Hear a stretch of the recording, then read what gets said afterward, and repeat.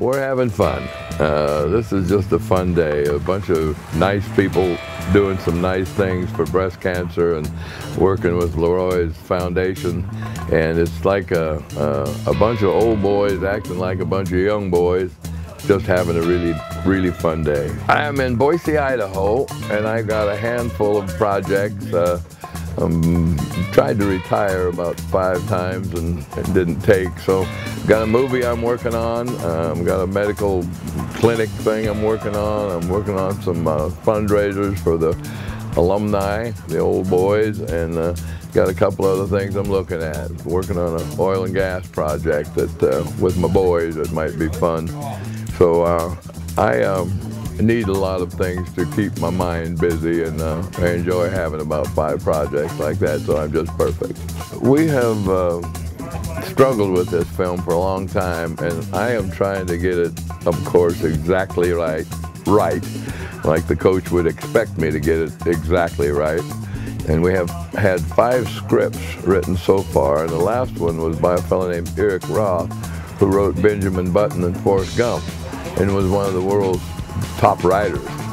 He had never been in the locker room and really didn't understand the athletic scene, so we weren't pleased with the script. So we're now working with Robert De Niro, who is really excited about playing the lead spot in the film.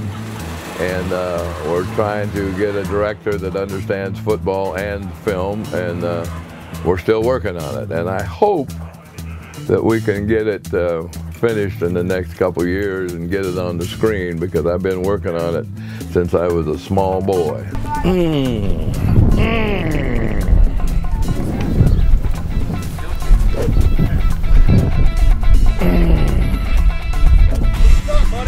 Hey, that takes days.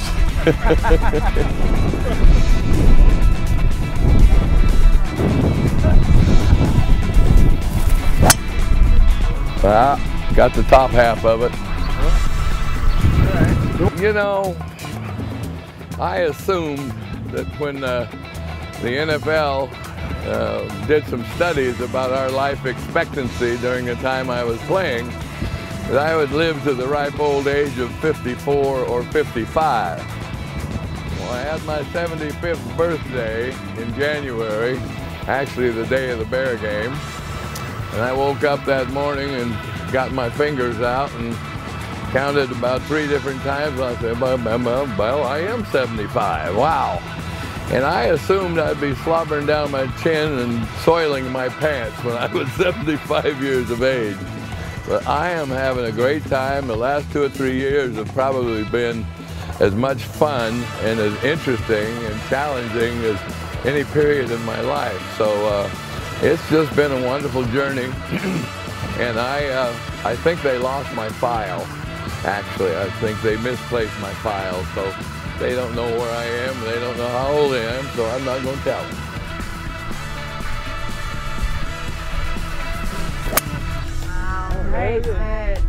I got a chance to play with him one day in Green Bay. Horning and I and Coach and Horning and McGee played Coach Lombardi and I. And he was not one to chit-chat a lot, right? I'm on about the 16th hole at Oneida. It's a dog leg left along the river. And I hit a ball down near a big tree. And I'm down there looking for it, and he gives me about 30 seconds. He says, "That's enough, come on, let's go." And I start to leave, I start to walk up the hill, and I find my ball. "Coach, I found it." "Well, hit it." So I hit it and scuffed at it, and it was in the leaves and all the stuff, so I didn't hit it, of course. And "Well, pick it up, let's go." So he was not your fun afternoon to play golf with. That's the only time I ever played with him, but he was wonderful on the football field at times, but he could be such a demanding human being. All he wanted was everything he had, and all he wanted was perfection. You give him that and he's happy. So, but he was not a good golf partner.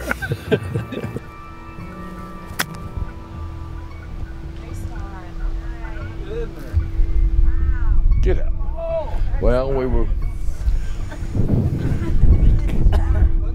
Thank you. When I was a junior in high school, the coach from the University of Idaho came by talking to a bunch of seniors, and he came down to into the locker room and said, "You're the kind of boy we'd like to see at the university." And it was unprecedented for him to come by and talk to a junior or a younger player, and it just thrilled me to death. You know, it just made my day, and I was so pumped up about it. And I started thinking about, well, if they're thinking that I can play college ball when I'm a junior in high school, maybe I could even play pro football someday. So I did start dreaming about it about that time. I never told anybody about it, and I wouldn't share that with anybody. I was too embarrassed to say that I was going to be a pro football player. But I started dreaming and working a little bit. And when I went to the University of Idaho, I also had a chance to go to the University of Washington. And I said, well, if I'm going to go to Idaho, I'm going to play a lot of football. University of Washington had 3 times as many scholarships and a much bigger program. And I said, the more I play, the better I'll play. And if I got a chance to play professionally, they'll find me. And the better I am, the better chance I'll have. So I chose the University of Idaho for that and other reasons. But I was kind of thinking about it at a fairly young age. All right. Good ball. Well, if I didn't have a bad hip, I'd hit it a lot farther. Was it your right one? Yeah. You know, I had a certain respect for everybody on the team. A certain emotional bond with everybody on the team. Maybe even a love for a lot of guys on the team. A great respect for Willie Davis. He's a special human being. He's bright, he's funny, he's wise. He's consistent. He's just a great human being. You couldn't not respect Bart. Just a special human being. Has given so much back to the game. Has been so involved in so many charities for so many years. The Lombardi for 41, 42 years. The Rawhide for 45 years. On and on and on. But Bart Starr is just a rare human being. Carol Dale is a great kid. Boyd Dowler. I love Fuzzy. I love Bob Skoronsky. He is an exceptional human being. You know, I could go on and on for almost a whole football team. We just had a really great bunch of guys, and they have been consistent over the years since we've played. There's still the same human beings. There's still the same guys that you knew back then, and they still have the basic fundamental principles that they had back then. So there's a great respect and love for virtually all of them. Oh, looking good. You know. Very good shot. All right. Go. What's your greatest memory as a player? It'd have to be the final drive in the Ice Bowl. I don't think people realize this, but our offense was not too swift in the second half. In fact, in 10 possessions, 31 plays prior to the final drive that started with 4 minutes and 35 seconds on the clock, our offense had gained a -9 yards.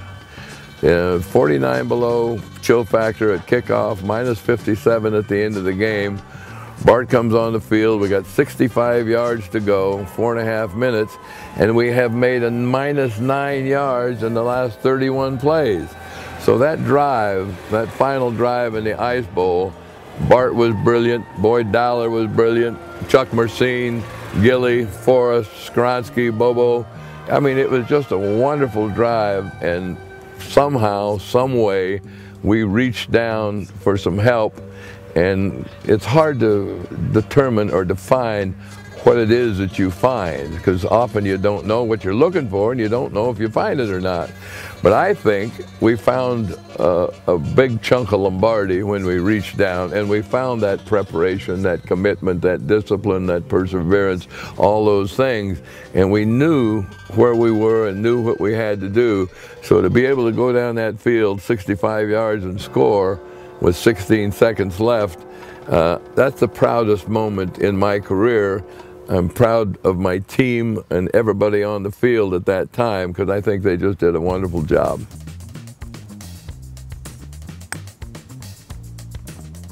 Come on. Come on.